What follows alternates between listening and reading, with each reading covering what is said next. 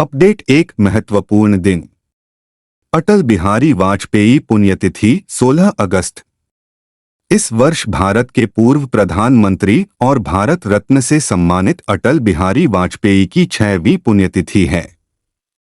उन्होंने 1996 में 13 दिनों की अवधि के लिए भारत के 10वें प्रधानमंत्री के रूप में कार्य किया। पीएम के रूप में उनका दूसरा कार्यकाल 1998 से 1999 तक 13 महीने के लिए था। उन्होंने 1999 से 2004 तक पीएम के रूप में पूर्ण कार्यकाल के लिए पद संभाला। वाजपेयी का 2018 में 93 वर्ष की आयु में निधन हो गया था। वाजपेयी एक अनुभवी सांसद थे जो 9 बार लोकसभा और 2 बार राज्यसभा के लिए चुने गए थे। उन्होंने स्वतंत्रता के बाद भारत की घरेलू और विदेश नीति में महत्वपूर्ण भूमिका निभाई। अपडेट 2 नियुक्ति।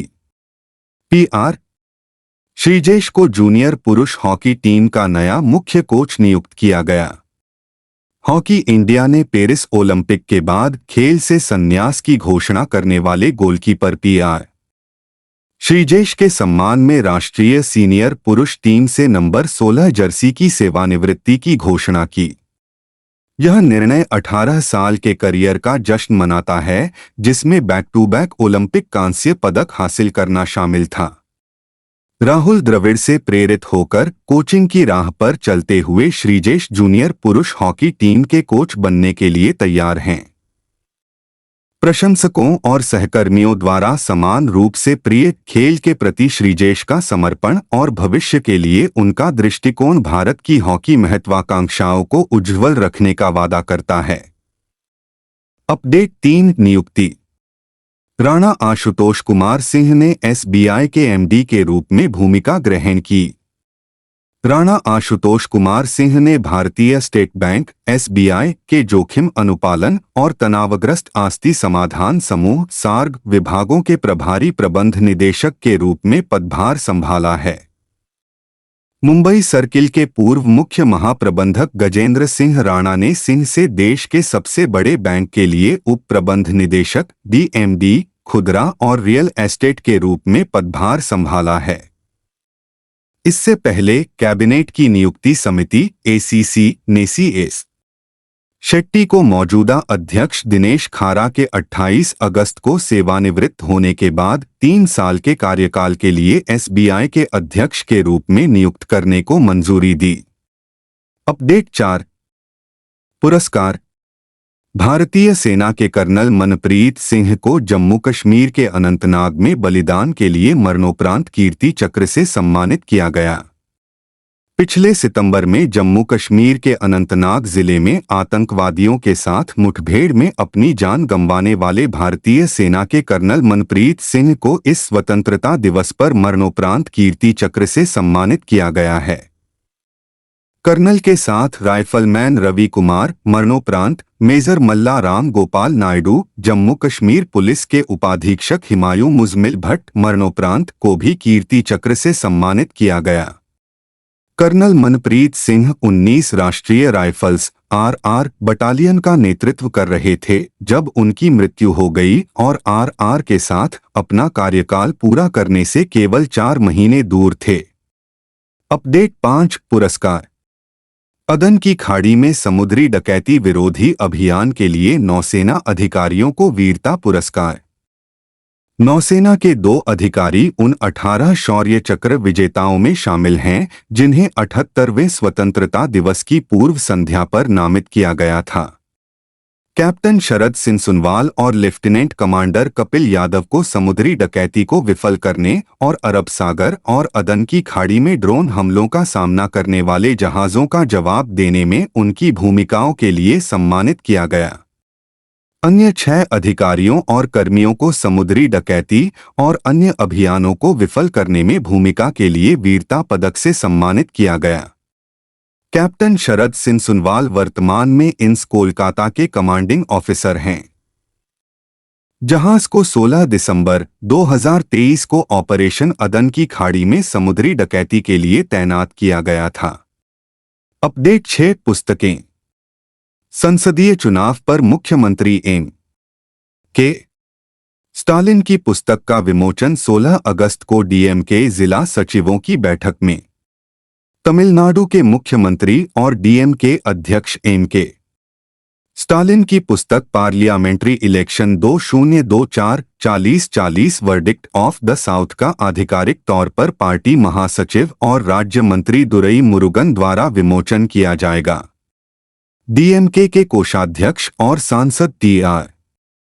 बालू 16 अगस्त को चेन्नई में पार्टी मुख्यालय में होने वाली डीएमके जिला सचिवों की बैठक में इसे प्राप्त करेंगे। पार्टी की एक विज्ञप्ति में कहा गया है कि आम चुनाव तानाशाही और लोकतंत्र के बीच की लड़ाई थी और डीएमके से मिलकर बने इंडिया गठबंधन ने ऐसी स्थिति पैदा कर दी जहां 400 सीटों पर जीत का दावा करने वाली भाजपा अपने दम पर सरकार भी नहीं बना सकी। अपडेट 7 अर्थव्यवस्था। बेल को डीवीसी से मिली 1600 मेगावाट थर्मल पावर परियोजना। सार्वजनिक क्षेत्र की बेल ने कहा कि उसे दामोदर घाटी निगम डीवीसी से 1600 मेगावाट की परियोजना मिली है। बेल ने एक बयान में कहा कि कोयला आधारित इकाई झारखंड के कोडरमा जिले में ईपीसी इंजीनियरिंग, खरीद और निर्माण के आधार पर स्थापित की जाएगी।